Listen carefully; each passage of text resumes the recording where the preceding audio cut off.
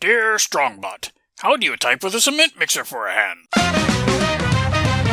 The early 2000s were a wild time for Transformers. I'll get into more of how that manifested in the main lines in an upcoming vid, but right now I want to talk about how this is when Hasbro really began pushing Transformers for the ages 3 to 5 preschool age set, which led to the delightful, and frequently rebranded, Playskool GoBots, which you could call a beta version of the Rescue Bots.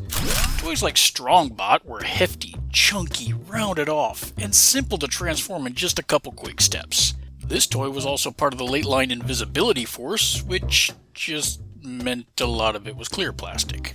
Which I know just gave some of y'all twinges, but be calmed. This was 2004, and even Transformers for older kids, and adults in denial about being into stuff for kids, were still very made of thick slabs of plastic, even if the internals were hollow.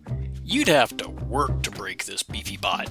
This, by the way, was the fourth toy of Strongbot, who was one of only a handful of characters to show up in the 4-episode run of GoBots cartoons.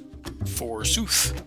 And it wouldn't be his last. He ultimately had 5 different alt modes, 6 if you want to count the cancelled Steamroller variant of his original Bulldozer form, which was common for this line's headliners.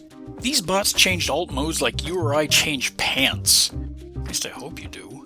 A fictional thing that would in the end bleed into how Transformers just are nowadays.